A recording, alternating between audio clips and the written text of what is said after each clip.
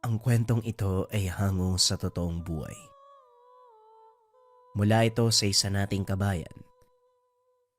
Naitago na lamang natin sa pangalang Lucas.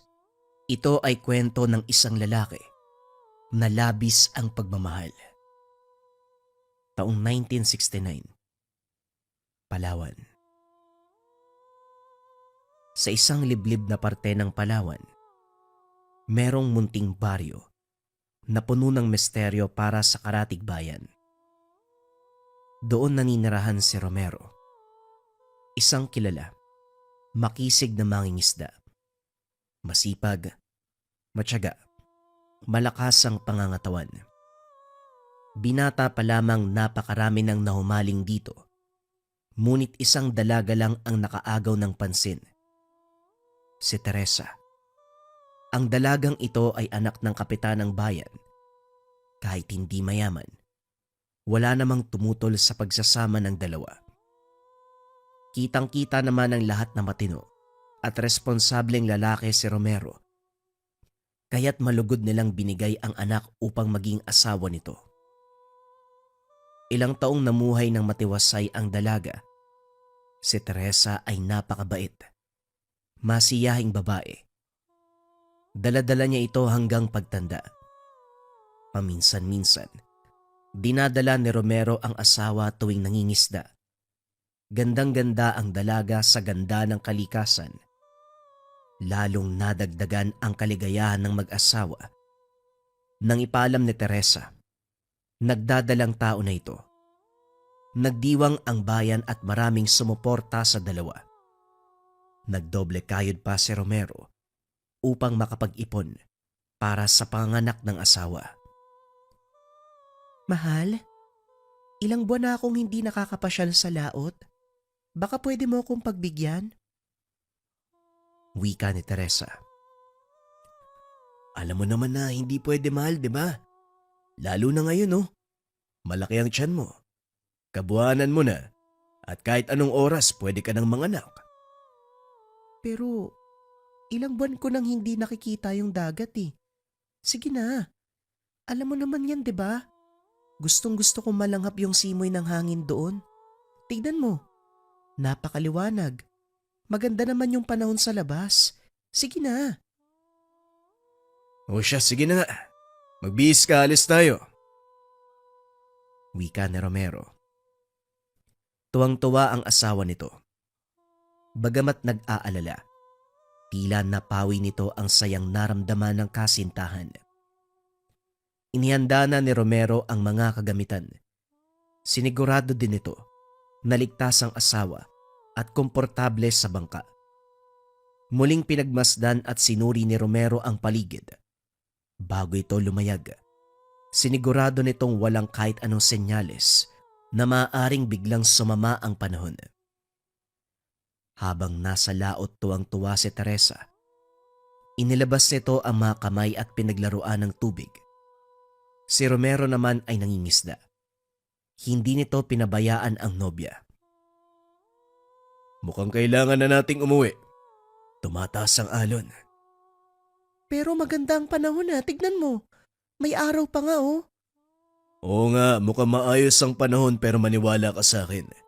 Masyado nang mataas ang alon. Parang may paparating na bagyo. Muling pinagmasdan ni Teresa ang paligid. Maayos pa rin at maliwanag ang langit. Katamtaman ang hangin. Masyado pang maaga.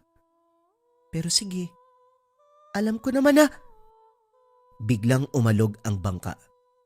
Hanggang sa tuluyan itong tumaob. Kagad hinanap ni Romero ang asawa.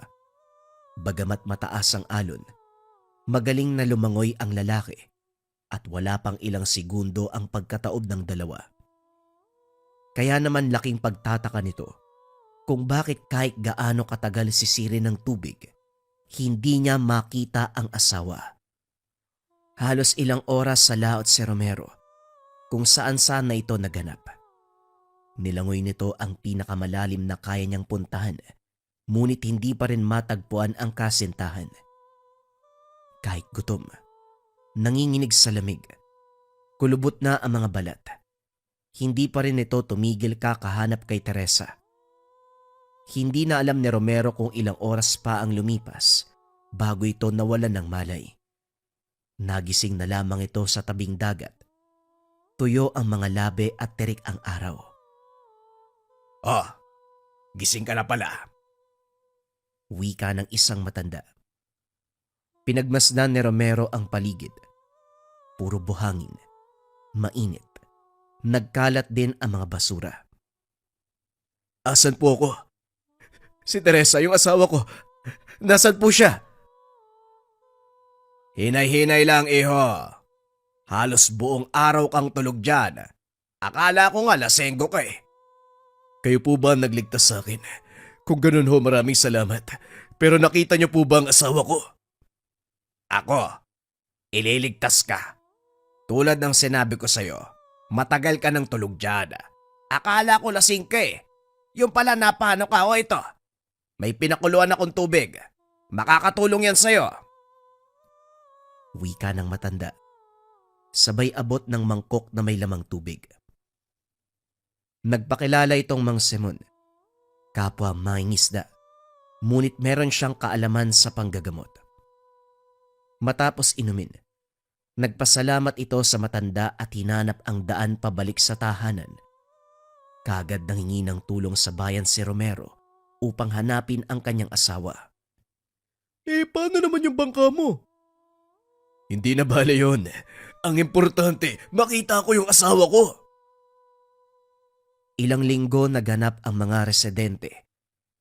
Halos araw-araw ding nag-aalala. Umiiyak ang mga magulang ng dalaga. Gayunpaman tinanggap nila ang posibilidad na hindi na ito makakauwi pa. Habang tumatagal, unti-unti nang nawawala ng pag-asa ang mga tumutulong. Nagbahagi na lamang sila ng pakikiramay sa naiwang asawa at magiging padre de pamilya sana. Paglipas ng isang buwan, tuluyan nang tumigil ang paghahanap ng bayan. Tinanggap na lamang nila. Wala na si Teresa. Bagamat mahirap, kailangang umusad. Patuloy pa rin sa paglaot si Romero. Araw-araw nagbabaka sakaling makita muli ang asawa. Kahit bangkay. Upang kahit papano, magkaroon ng pagtatapos ang kalungkutang nararamdaman ng binata. Maraming naawa sa kalagayan nito. Ang dating makisig na pangangatawan ay unti-unting pumayat. Humaba na rin ang mga bigote at balbas. Tuluyang napabayaan na ang sarili. Isang gabi habang tahimik ang dagat, bilog ang buwan, kalmado ang hangin, may nakitang anino ng babae si Romero. Dali-dali itong tumayo at kinuha ang lambat. Habang papalapit, hindi makapaniwala si Romero sa nakikita. Kinusot nito ang mga mata. Tinitigang mabuti ang babae. Kamukhang kamukha ni Teresa. Kagad inabot ang mga kamay upang iahon sa tubig. Ngunit imbis na kunin ang kamay, tila niyaya pa nitong samahan siya sa tubig. Basang-basa ang buhok. Mapupungay ang mga mata at napakalamig ng boses. Sa sobrang pananabik lumapit siya. Inakala nitong himala ang nangyayari. Bago pa tuluyang maiabot nito ang kamay, biglang nakarinig ng kaluskos ang dalawa. Paglingon, tila may bangkang papalapit sa kinaroroonan. Dahil sa dilim, hindi kagad naaninag ni Romero kung sino ang sakay nito. Bakit nandito ka? Ano ginagawa mo't gabi-gabi na? Mang Simon, kayo po pala. Kayo rin eh, matanong ko. Ano pong ginagawa niyo dito sa laot? Gabi-gabi na. Meron akong hinahanap, iho. At isa pa, mas masarap pumalaot sa gabi. Walang ingay at hindi tirik ang araw. Hindi po ba mas delikadong pumalaot sa gabi at huwag ka nang magtanong, iho, kung ano man ang ginagawa ko dito ngayon? Sige na, mauna na ako. Pag-alis ng matanda, muling nilingon ni Romero ang babae kanina. Kaso nga lang naglaho na ito. Ilang beses sinubukang tawagin ng binata ang babae, Ngunit hindi na nagpakita pa ng gabing iyon. Kinabukasan, bumalik muli sa laot ang binata. Laking tuwa nang magpakita muli ang kamukha ng asawa. Nag-uusap at tila si Teresa talaga ang babaeng nakakasama. Napawi kahit papano ang kalungkutang nararamdaman ng binata. Kaso nga lang, sa tuwing ang kaligayang nararamdaman nito ay napuputol, bigla kasing dumarating si Mang Simon. Tila alam nito kung kailan at saan magpapakita ang babae. Kahit saang dako ito magtago, natatagpuan pa rin sila ng matanda. Nagpatuloy ito ng ilang araw hanggang sa medyo nainis na ang binata. Nais lamang nitong makasama muli ang yumaong asawa, ngunit sinisira ng matandang mangingisda. Isang gabi, tinanong na ni Romero si Mang Simon kung paano siya nito natatagpuan at kung ano nga ba ang ginagawa nito sa laot ng 10 oras ng gabi. Sabihin na lang natin na hindi mahirap hanapin ang isang bangka sa tahimik na dagat, iho. Tulad nga ng tanong ko sa'yo noon, ano ba kasing ginagawa mo dito? Nagbuntong hininga ang binata. Pinaliwanag nito ang nangyari sa asawa at anak. Sa sinapupunan ni Teresa. Bagamat maluwa-luha na sa pag-alala at pagkwento, napansin ni Romero na tila may mali sa matanda. Parang hindi sensero ang itsura at kilos nito. Gayunpaman, hindi na lamang nagsalita patungkol dito. Ganun ba? Nakikiramay ako. Alam ko kung anong pakiramdam ng mawala ng mahal sa buhay. Mang Simon, hindi naman po sa pangano. Pero matanong ko lang, halos buong bayan kasi alam ang tungkol sa aming mag-asawa. Pero ngayon, parang ngayon nyo lang narinig. Wala ba kayo nabalitaan? Pasensya ka na, iho. Bagamat maliit nga ang baryo natin, hindi ako nag-aaksaya ng panahon para makipagtsismisan kung kani-kanino. Marami akong importanteng bagay na ginagawa. Baka nakakalimutan mong manggagamot ako. Ang nasa isipan ko, tumulong lang sa mga nangangailangan. Napaisip si Romero sa sinabi nito. Kilala at aktibong miyembro ng komunidad silang mag-asawa. Napaka-imposible sa isang manggagamot, lalo pat maraming natulungan, ang hindi niya makikilala o mabalitaan ang kaganapan. Maliit lamang ang lugar, kaya medyo nakakapagtaka.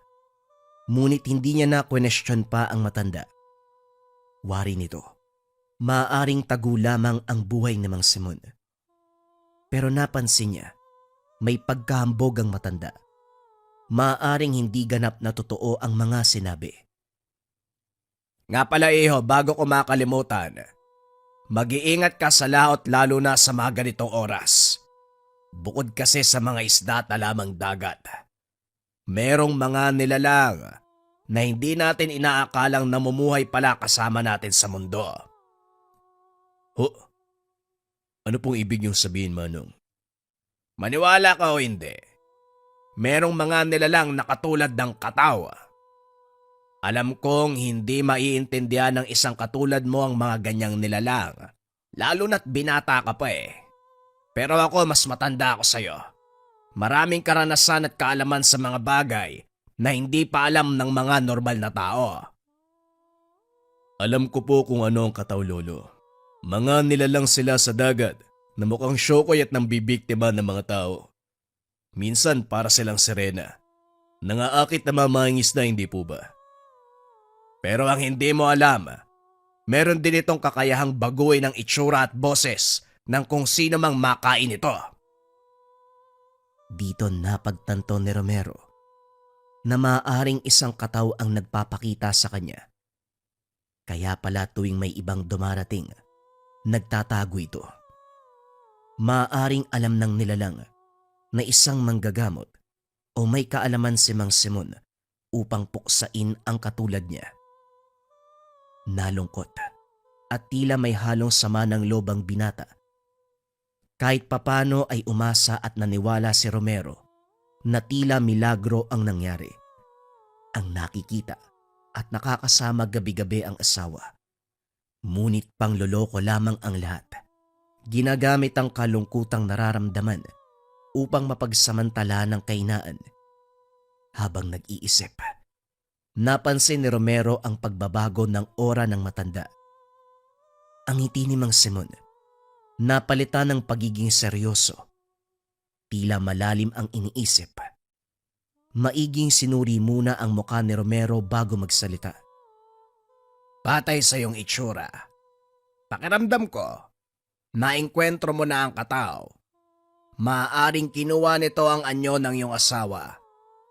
Malaki ang posibilidad na ito ang kumuha ng nobya mo at kinain upang makapanlinlang na mga mortal na katulad mo.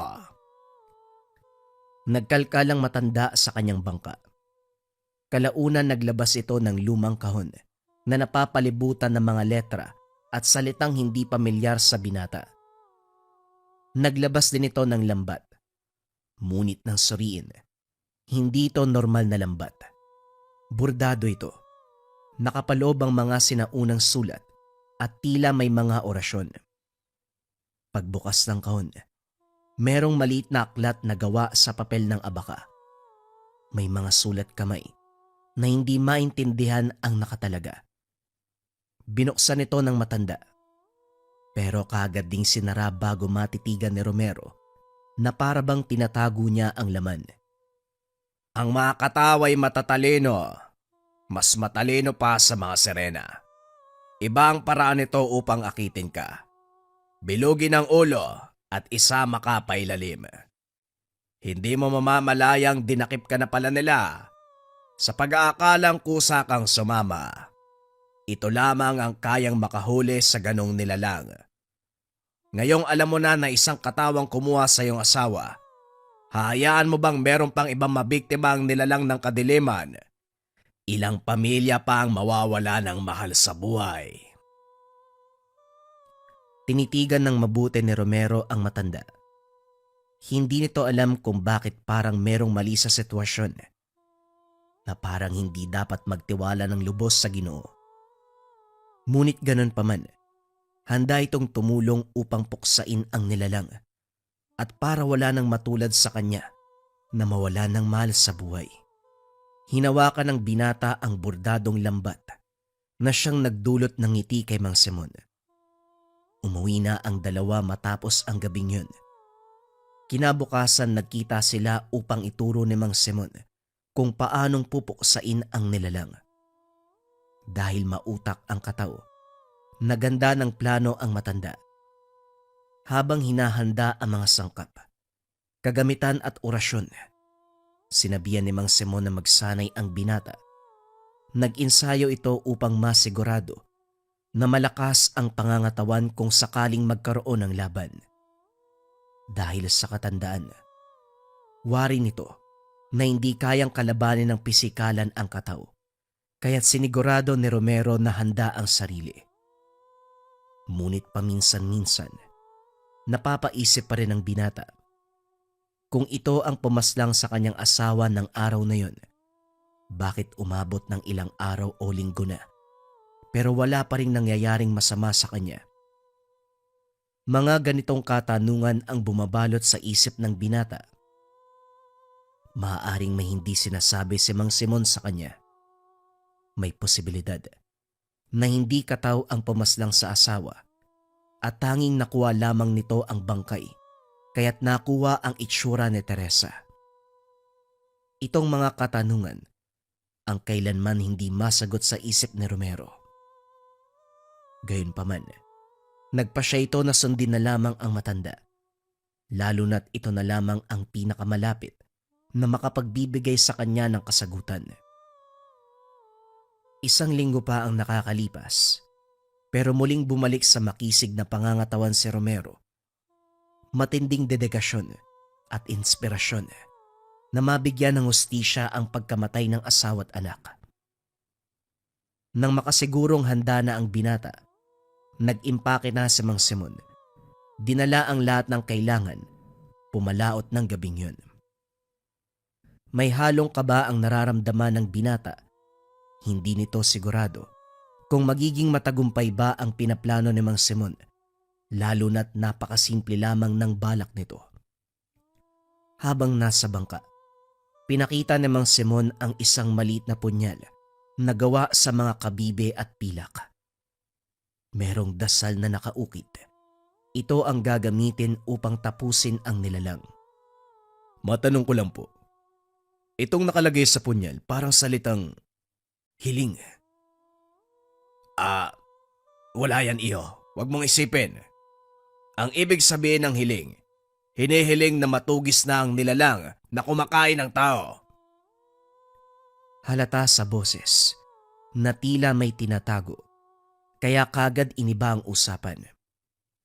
Iyo, naaalala mo ba ang plano? Imposibleng makalimutan ni Romero ang plano. Napakasimple nito. Kahit bata ay matatandaan. Ulitin ko. Sa malaking bato sa may dako roon, doon muna ako mananatili. Habang ikaw nandito lang sa bangka. Katulad ng mga unang beses niyong pagkikita ng kataw, aakalain niya mag-isa ka lamang at muli ka nitong akitin. Magbibigkas na ako ng mga orasyon upang bahagyang manghina ang nilalang. Pagkatapos nun hulihin mo gamit ang bordadong lambat. Tatapusin ko gamit ang punyal na ito. Huwag po kayong kabahan dahil naaalala ko, Mang Simon. Hindi ko makakalimutan yung plano eh. 4 na beses mo nang pinapaliwanag yung simpleng bagay na yun. O siya, sige na. Oo na, malapit na tayo. Sumampay ito sa malaking bato. Nagtago sa likod. Ngunit hindi maiwasang matawa sa loob ni Romero. Tila imposible na hindi ito makita ng nilalang, lalo na't buong dagat ang teritoryo nito. Gayunpaman nirespeto na lamang ni Romero ang matanda, lalo pat isa itong manggagamot at marami ng karanasan ayon sa sariling bibig. Habang naghihintay, hindi maalis ni Romero sa isipan ang itsura ni Teresa, ang babaeng nakikita niya gabi-gabi. Tila mismo ang asawa. Hindi ito makapaniwala na ganun na lamang kagaling ang abilidad ng kataw na gayahin. Hindi lamang ang itsura at boses ng yumao, kundi maging ang presensya at aura. Makalipas ang ilang sandali, nagpakita na rin sa wakas ang nilalang kay Romero. Dahan-dahang umahon ang nilalang. Ngunit sa mata ni Romero, si Teresa pa rin ito. Nararamdaman ang presensya ng yumaong asawa. Habang nakataas ang mga kamay ng kataw, tila iniimbitahang sumama sa ilalim. Kagad sinugod ni Romero ang nilalang, bitbit ang bordadong lambat. At sa tulong na rin ng orasyon ni Mang Simon, nahuli nila ang nilalang. Hindi naging madali kay Romero, lalo na't boses at mukha ni Teresa ang gamit ng nilalang. Kailanman hindi nagawang pagbuhatan ng kamay o masigawan. Kaya naman ang mga kaganapan, lubos na ikinakasakit ng kanyang puso. Pumiglas, nanlalaban ng nilalang. Nagtamo ng mga sugat si Romero, pero hindi ito ininda. Pinagtuunan ng pansin ang misyon. Maigpit na hinawakan ng babae. Kalaunan matagumpay niyang nailagay ito sa loob. Pagkuha ng lambat, itinaas nito ang nilalang mula sa tubig. Unti-unting nagbago ang itsura ng kataw. Ang kaninang malaanghel na mukha ni Teresa, naging katakot-takot na pangitain. Maputla ang balat. Makaliskis ang balat. Matulis ang bagang. At ang mga mata, naging kasing itim ng uling. Lumalaban pa rin ito at pilit na hinihila si Romero paibaba. Halos muntik nang malunod ang binata. Ngunit naitali nito ang katawan ng maigpit sa lambat. Buong lakas na inangat ang nilalang. At dahil sa paghahanda at determinasyon ng binata, hindi nagtagumpay ang nilalang sa pagtakas. Pag-ahon muli sa tubig, isang matinding putok ng liwanag ang pumalibot sa laot. Nagsimulang humuni ang tubig. Hindi alam ng binata kung saan nanggagaling ang tunog at tila sumasabay pa ang hangin. Hindi maiwasang maisip ni Romero na may inaalay o may sinusuko ang dagat. Sige na, Mang Simon. Lumabas ka na dyan. Gamitin mo ang punyal para matigil na sa pag-aasik ng lagimang nilalang na ito. Wika ni Romero habang nakatitig lamang sa kataw. Mula sa kadiliman, unti-unting lumabas ang matanda. Hawak-hawak ang punyal. Dahan-dahan itong lumapit kay Romero. Hindi sa minamadali kita, Mang Simon, pero hindi ko kayang hawakan ito ng matagal. Muling wika ni Romero nang hindi inaalis ang mga mata nito sa nilalang. Nagtamo muli ng mga panibagong sugat ang binata. Bagamat kinakaya ang sakit, hindi siya sigurado kung hanggang kailan niya ito iindahin. Lalo na't malamig ang paligid. Basang-basa ang katawan at damit at bukas sa mga sugat. Lumingon si Romero upang tignan kung nasaan ba si Mang Simon. Napakatagal kasi nitong paslangin ng nilalang. Madilim ang mga mata ng matanda. Lumapit kay Romero habang nakatitig sa nahuling kataw. Eto na. Nandito na ang matagal kong inaantay, bata. Anong ibig mong sabihin? Akala ko ba papatayin mo ang kataw? Ngayong handa na ang lahat. Iaalay ko sa iyo ang binatang ito kapalit ng iyong kalayaan. Kailangan mong tuparin ang matagal kong kailangan. Nagtaka si Romero sa mga pangyayari. Unti-unting napagtanto. Patibong ang lahat. Nanlaki mga mata dahil si Romero ang ginawang pain. Hindi pala papaslangin ni Mang Simon ang nilalang. Magpapanggap itong bayani upang gantimpalaan ang nilalang kapalit ng kalayaan. Kagad sinaksak ni Mang Simon si Romero sa tagiliran. Binaon nito ng maigi ang punyal. Ang lambat na bordado, hindi para protektahan si Romero. Ito pala ay upang magkaroon ng kasunduan. Paulit-ulit na sinaksak ng matanda si Romero hanggang sa unti-unti na itong nanghina. Naibaba nito ang lambat at nakalaya ang nilalang. Kagad itong tumalon sa lumiliwanag na tubig. Habang nakaluhod, nakikita ni Romero ang kataw. Unti-unti itong lumalapit. Ngayon ay bumalik ang maamo mukha ni Teresa. Walang galit, walang habag, kundi isang mapait na pagtanggap. Lungkot ang nakikita sa mapungay nitong mata. Inihahandog ko sa iyo ang katawan ng lalaking sumubok paslangin ka. Iniligtas ko ang buhay mo, kataw. Tanggapin mo ang aking alay, kapalit ng matagal ko nang inaasam, ang magkaroon ng anak. Sinipa ng matanda ang katawan ni Romero palubog sa dagat. Hindi nito kinuha ang alay. At habang nilalamon ng tubig ang bangkay ni Romero, narinig niya ang sinabi ni Kataw. Damang-dama ko ang pagmamahalan niyo. At kung ito ang kapalit, sasamahan na lang kita. Imbis na kainin ang alay, sumama ito sa kaluluwa ni Romero sa kailaliman at hindi na muling lumitaw. Ang lambat ay unti-unti nang natutunaw. Ang liwanag ng dagat ay unti-unting naglaho. Ang alon ay tumahimik.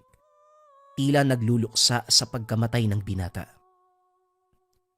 Sa hindi malamang dahilan, kahit papano naramdaman ni Mang Simon na nagsisisi ang Kataw dahil nagkahiwalay ang magkasintahan. Ngunit dahil sa pag-iibigan nila, sa huli, kahit sa kabilang buhay, muli silang nagsama.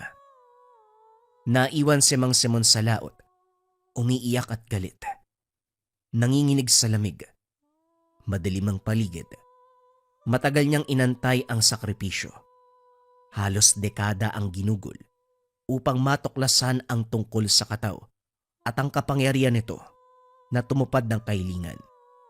Ngunit ang anak na matagal nang inaasam, kailanman ay hindi dumating. Hindi tiyak ng mga residente kung ano ang tunay na nangyari kay Romero.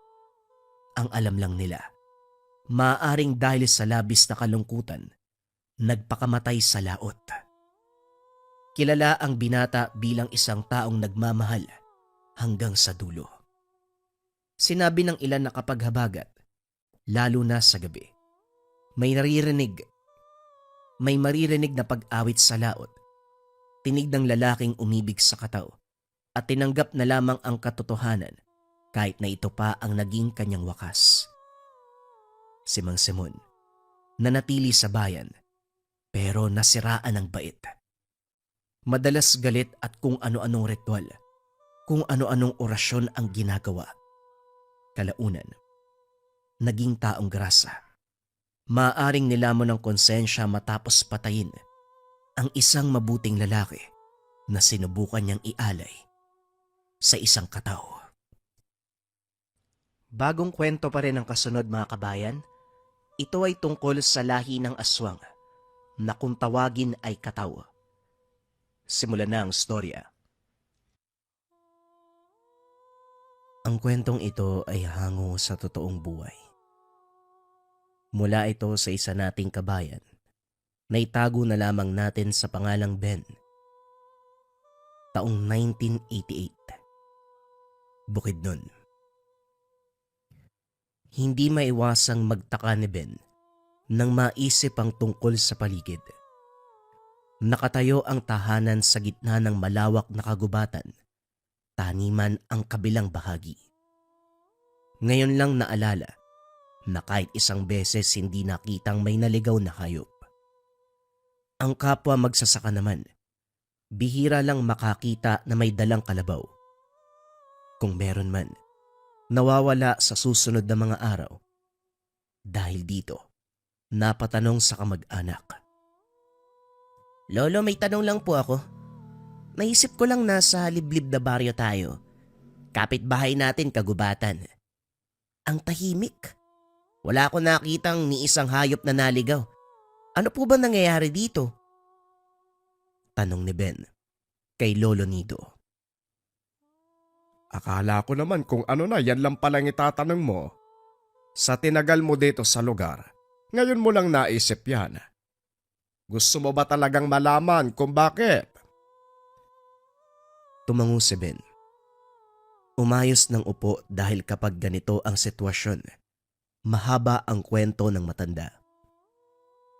Hindi naman ganito kapayapa noon sa lugar na ito. Araw-araw kong nananalasa sa mga bahay ang mga hayop na mula sa gubat. Maraming mabangis, kagaya ng asong ligaw, baboy ramo, buitre, bayawak, at iba pang delikadong hayop. Ngunit lahat nagbago nang dumating ang magkapatid na nakatira sa masukal na bahagi. Ayon sa mga sabi-sabi, kinilala bilang aswang ang mga ito. Sa pagpapatuloy ng kwento, nung una pabiro lang ang tungkol sa pagsabi sa aswang. Mailap kasi sa mga tao at sa gabi lang nakikitang lumabas kaya hinihiritan. Pero napagtibay ang paniniwalang ito nang makauwi ang magkakahoy na si Roman. Duguan. Maraming kalmot sa iba't ibang bahagi ng katawan. Sumisigaw ng aswang habang tinuturo ang tahanan ng magkapatid. Kagad naniwala ang karamihan dahil sa misteryosong pagkatao ng mga ito.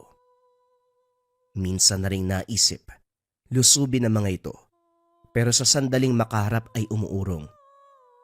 Salip na kumprontahin, babalik sa daan ang mga tao. Ang sabi pa nila, kung makakaharap ang magkapatid na ito, magdudulot ng kilabot ang mga mata. Malakas ang presensya, maging ang amoy sa katawan.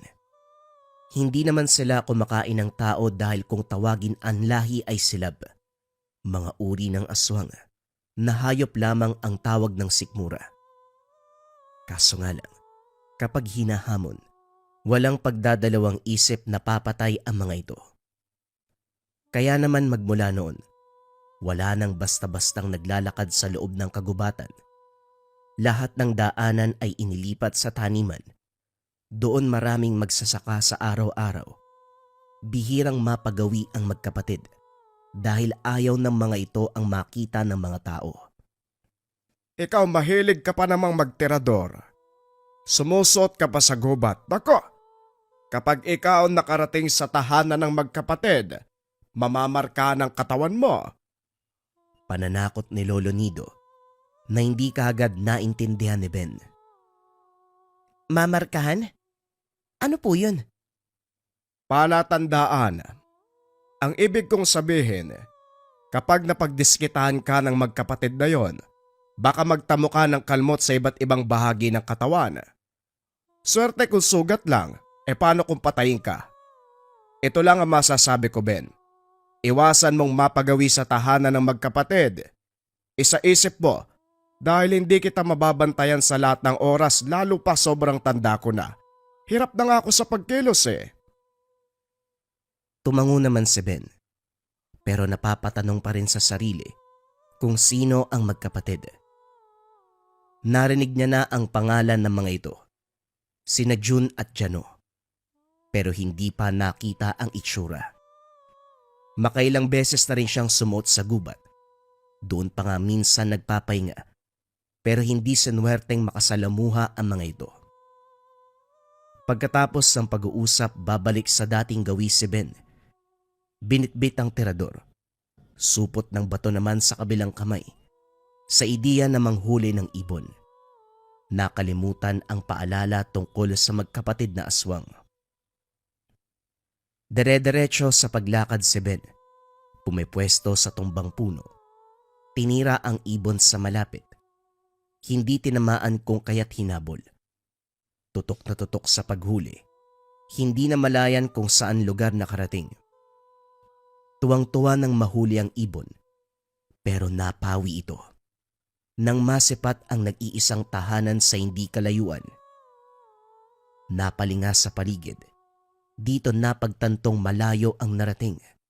Sinubukan ni Ben na hanapin ang daanan pero matapos ang ilang subok, bumalik lang sa kinakatayuan. Sa harapan ng tahanan, walang ideya kung sino ang nakatira. Lumapit at nagtawag. Tao po! Tao po! May tao po ba sa loob? Magtatanong lang po sana ako kung saan yung daan. Naligaw po kasi ako eh. Ilang ulit pa siyang tumawag bago may lumabas. Isang lalaki na sa tansya ay nasa edad 30. Magulo ang buhok, kunot ang noo, matalim ang titig, punit-punit ang damit. Napakamot sa ulo si Ben nang makita ito. Natawa pa siya dahil parang taong grasa. Ikaw na nga tong nambubulabog, pero ikaw pa ang may ganang tumawa. Hinuhusgahan mo ba ako, bata? Tanong ng lalaki. Ay hindi ho, pasensya na. Bakit po kasi ganyan yung suot nyo? May maayos naman kayong tirahan pero punit-punit ang damit. Kakagising niyo lang po ba? Parang hindi pa po kayo nakakapagilamos eh. Humugot ng hininga ang lalaki. Sabay tikas ng muka. Bahagya itong lumapit. Diretsyong tumitig sa mga mata ni Ben. Iyo, Ang lakas mong magsalita ah. hindi mo ba kilala kung sino ko? Sandaling napaisip ang binata. Umiling na rin dahil hindi kilala ang kausap. Hindi po eh. Sino po ba kayo? Muling kumunot ang noo ng lalaki. Sinuri ng tingin ng binata. Inaalam kung nagsisinungaling ba ito o nagsasabi ng totoo. Nang makumpirmang hindi siya nito kilala, may naglalarong ideya sa isipan. Ang pangalan ko ay Caleb. Tinatanong lang kita para makita ang reaksyon mo. Bakit ka ba nagpunta sa lugar na ito? Nanghuli po ako ng ibon. Ang problema, sa sobrang tutok ko sa paghuli, hindi na malayan na nakarating kung saan-saan na. Parang ang pinaglalaruan ako ng engkanto kasi kahit saan ako dumaan, bumabalik ako dito sa tahanan mo. Pwede po bang ituro mo sa akin yung daan pa uwi? Gusto ko po kasing ihawin yung nahuli ko. Pang-ulam lang. Inosenteng sagot ni Ben. Ipinakita pa kay Caleb ang nahuling ibon. Napangiti si Caleb bago'y tinuro sa binata ang daan. Inimbitahan sa bakuran at inalok ang mga ibong nahuli kanina. Gulat si Ben nang ibagsak sa mesa ang naglalakiyang ibon. Sariwa pa ang sugat, halatang bagong huli. Sa bakuran na rin sila nag-ihaw Nag-usap habang kumakain. Makalipas ang ilang sandali, dumating ang kapatid ni Caleb na agarang tinawag sa pangalang Rael. Naintindihan nito ang senyas ng kapatid. Sumalo na rin at nagpatuloy ang pag-uusap. Pagsapit ng hapon, si Caleb ang nagatid kay Ben. Daldal pa rin ang daldal ang binata, kaya hindi na malayan ang dinaanan. Nang makarating sa taniman, kagad nagpaalam si Caleb. Iimbitahan sana ng binata sa kanila para ipakilala kay Lolo Nido. Pagbalik ng tahanan, pinaliwanag ni Ben ang nangyari.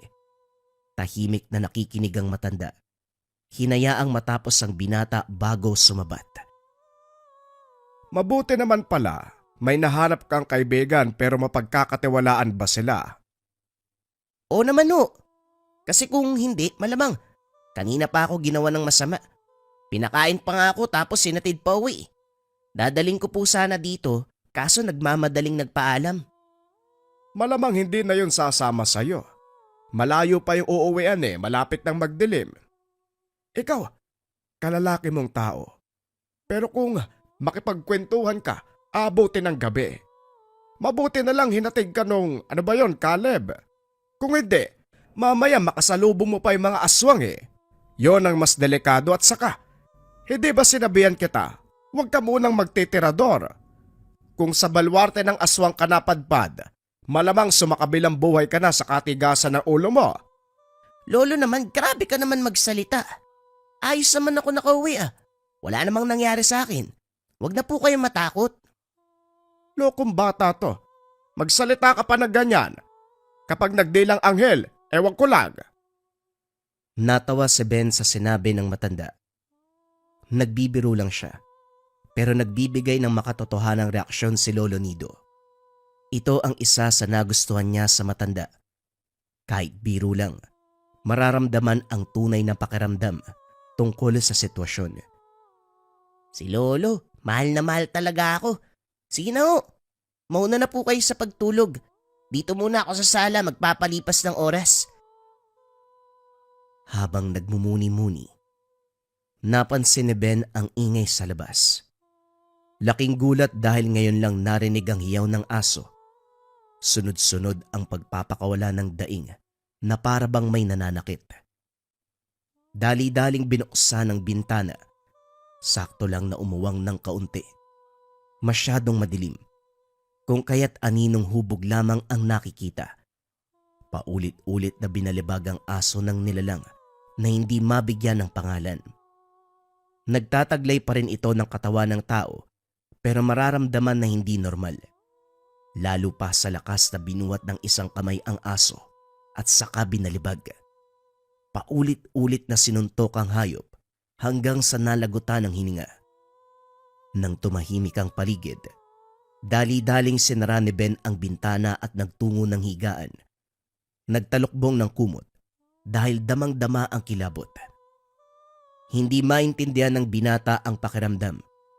Anino ng tawat aso lang naman sana ang nakita pero labis na naghatid ng takot. Nanigas ang katawan nang mapansin ang kalampag sa bubong. Gawa sa yero, kung kaya't bawat apak ay lumilikha ng ingay. Bagyang nayupi ang partikular na bahagi. Kung titignang mabuti ay paa ng tao, subalit matutulis ang mga kuko. Nagkakanda butas-butas pa. Sa kabutiang palad yun lang ang naganap. Kaagad ding nawala ang sinumang umakyat sa bubungan. Gayunpaman lumipas ang gabi na palaisipan kay Ben ang nangyari.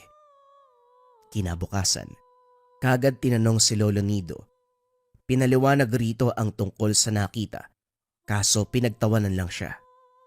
Sa susunod kasi, dapat maaga kang matulog para hindi kung ano-ano iniisip. Kung magkwento ka para makatotohanan, umaaksyon ka pa. Wag ako! Dumaan din ako sa pagkabata. Maraming kalokohang naiisip, lalo na kapag matagal antukin sa gabi. Aksyon-aksyon pa to, kala mo namang kagwapuhan. Lolo naman, bakit ayaw niyo po bang maniwala? Nanlalait ka pa Totoo po yung sinabi ko. May isang tao. Binalibag po yung aso Paulit-ulit niyang sinuntok hanggang sa hindi na nakagalaw. Tapos, pagiga ako sa kwarto, may dumapo sa bubong. Tignan niyo, may marka pa nga ng paay. Dali-daling pinakita ni Ben ang yero kung saan bumakas ang paa ng nilalang. Makikita ang pagkagulat ni Lolo Nido na kaagad ding sinundan ng takot. Gayunpaman minabuting mag-isip ng positibo.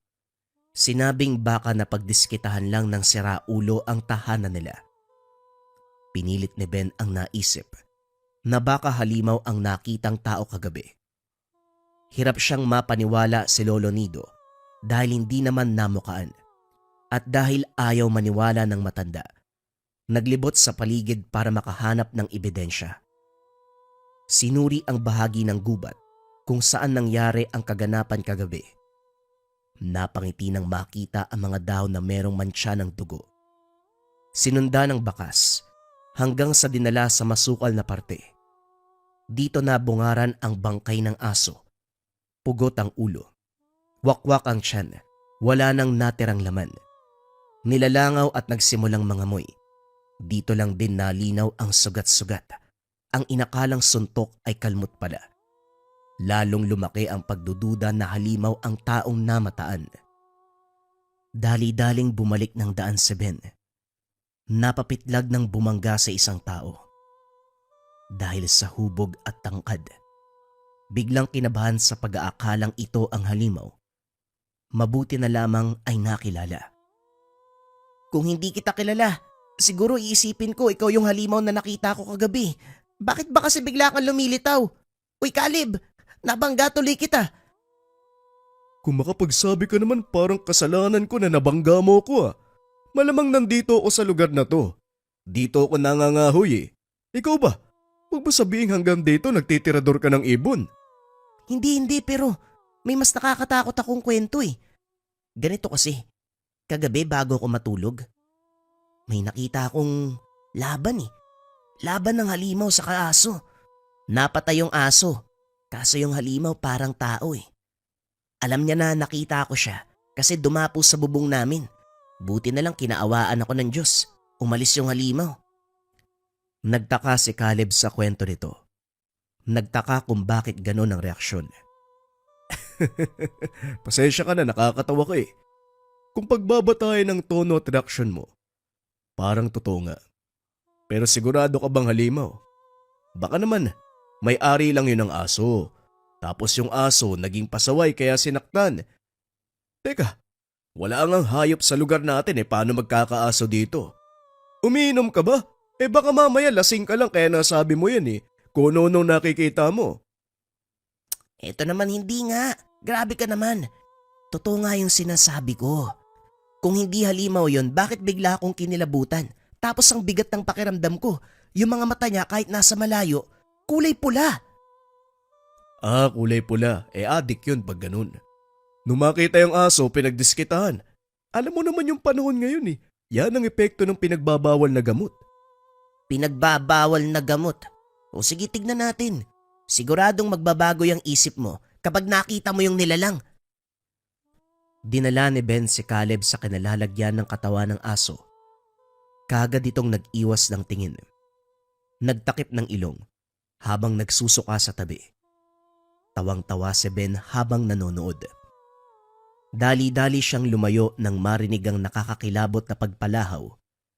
Unti-unting lumapit sa kinalalagyan kung kaya't nagsipagtakbuhan, nakahinga ng makalayo. Dumiretso si Ben sa kakilalang magsasaka na nakita sa unan, taniman na sa bahaging iyon. Nagtaka ang binata dahil paglingon, nawala bigla si Caleb. Pinaliwanag ang kaganapan pero ayaw ng matanda na pumasok sa gubat. Natatakot sa magkapatid na aswang. Pinagalitan siya dahil basta-basta na lamang pumasok sa lugar. Hinatid siya pauwi. Ito pa ang nagsumbong kay Lolo Nido.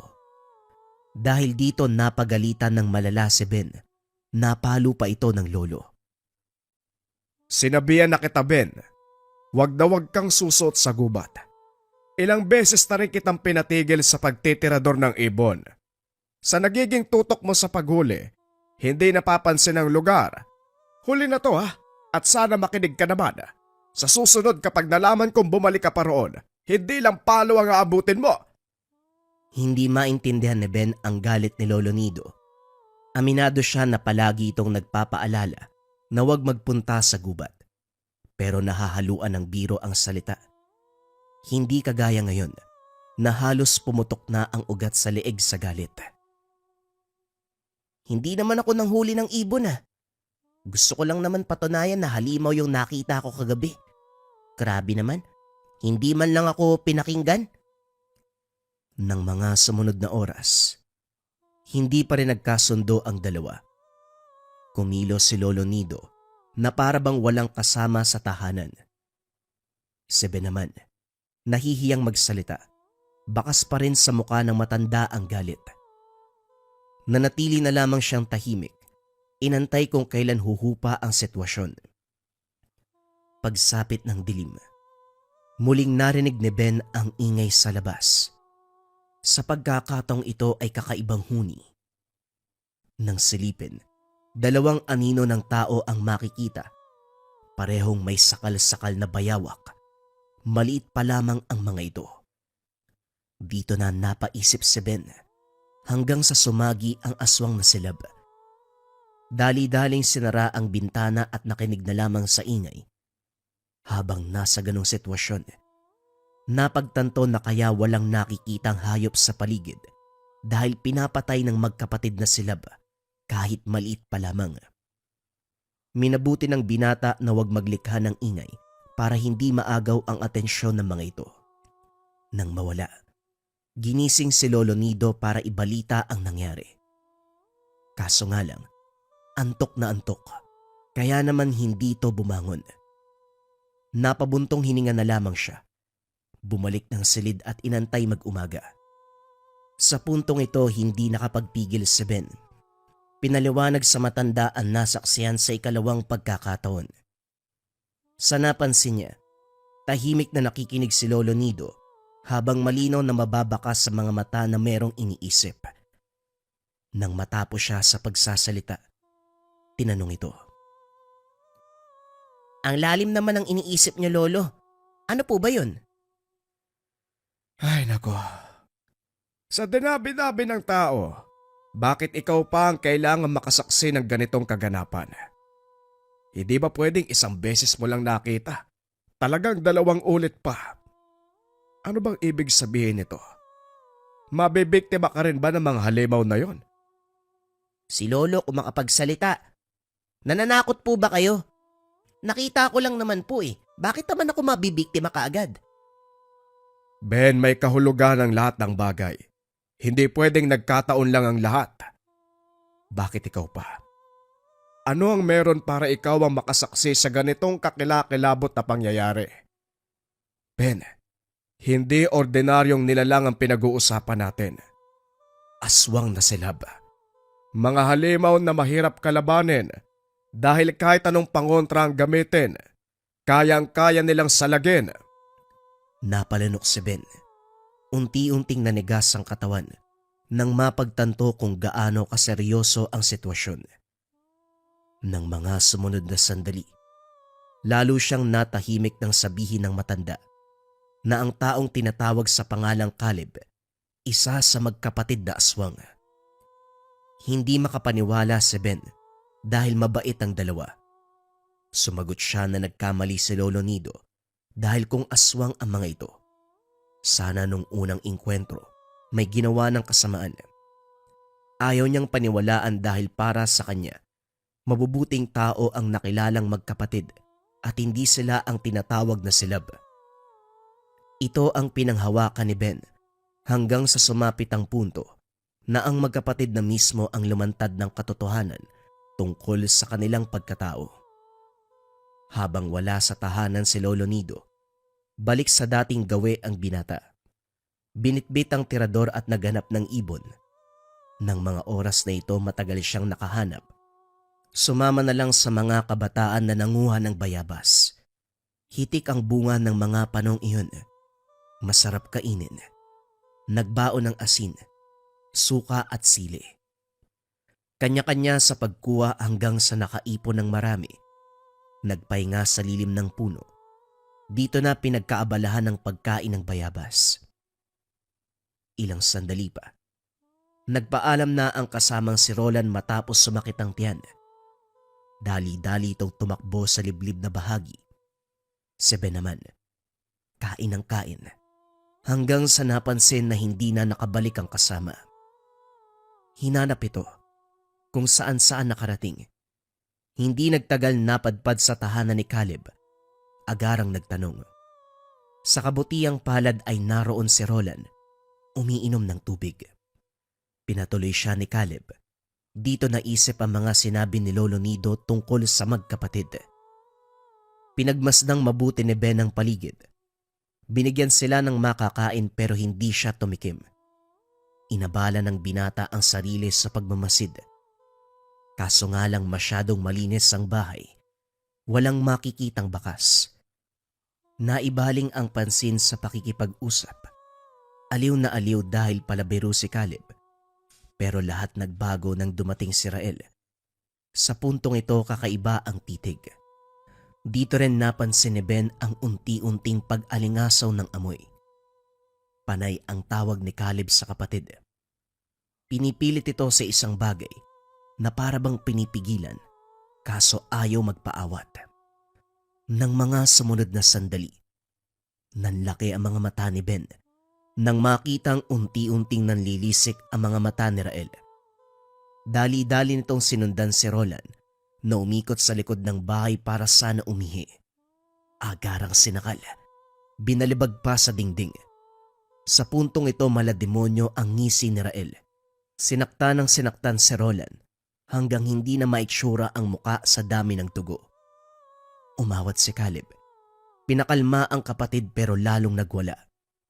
Nagtungo sa kusina, naglabas ng malaking tapayan at saka binagsak. Tumambad ang siksikang katawan ng iba't ibang hayop. Lalong naniga sa kinakatayuan si Ben. Nang walang ano-ano kinain ito ni Rael. Nangangamoy na pero buo ang paglunok. Sa kabilang banda, habang pinipigilan ni Caleb ang kapatid, dali-daling inalalayan ng binata ang kaibigan. Hindi na lumingon pa at umalis na sa lugar. Pero bago pa man makalayo, humarang si Rael. Duguan ang bibig nito. Nanlilisik ang mga mata. Natatakot ka pa, iyo. Ngayon pa na nakailang balik ka na sa tahanan namin. Tama nga sila. Madaling linlangin ang mga kabataang kagaya mo. Swerte ka lang dahil hindi ako kumakain ng tao. Pero hindi din ako nagpipigil kapag gusto kong pumatay. Rael, hayaan mo na yung bata. Hindi ka ba nag-iisip? Inalantad mo pa sa kanila ang tunay nating pagkatao. Tama ang sinabi ni Lolo Nido. Ang nakilalang magkapatid, walang iba kung hindi ang mga silab. Napalunok ang binata. Hindi na kaya pang igalaw ang katawan kahit sinisigaw ng isipan na tumakbo. Bakit mo pinoprotektahan ang mga batang to? Kung tutusin, sila naman ang unang nanghusga sa atin.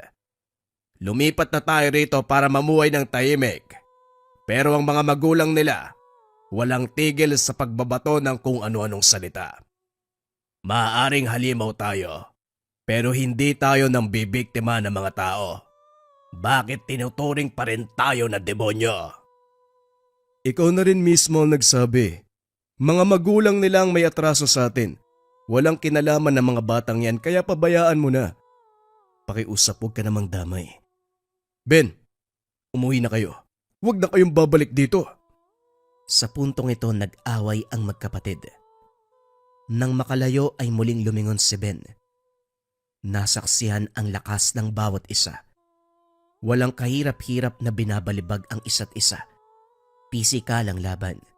Kung saan-saan tumitilapon pero parang baliwala lang sa kanila. Bumangon at nagpatuloy sa bakbakan. Hindi na napanood pa ang sumunod na kaganapan dahil kinakailangang magamot ang kasamang sugatan. Habang nasa pangangalaga ng manggagamot, kaharap naman ni Ben si Lolo Nido. Napapapikit ang binata sa bawat latay ng sinturon sa katawan. Sa puntong ito, hindi lang sermon ang natanggap. Ang sabi ko, huwag ka nang bumalik sa gubat, pero matigas ang ulo mo. Tignan mo ang sinapit ni Roland. Nakakaawa. Maging ang mga walang muwang ay dinamay mo sa kalokohan mo. Eto, nang magtanda ka! Sunod-sunod na hampas ng sinturon ang lumapat sa hita at binti. Hindi umimik si Ben. Tinanggap ang lahat ng pasakit dahil napagtanto ng binata ang pagkakamali. Hindi niya inasahan na aabot sa ganitong sitwasyon. Pagkatapos ng disiplina, sumugod sa tahanan ang mga magulang ni Roland. Parehong galit. Hinahanap si Ben.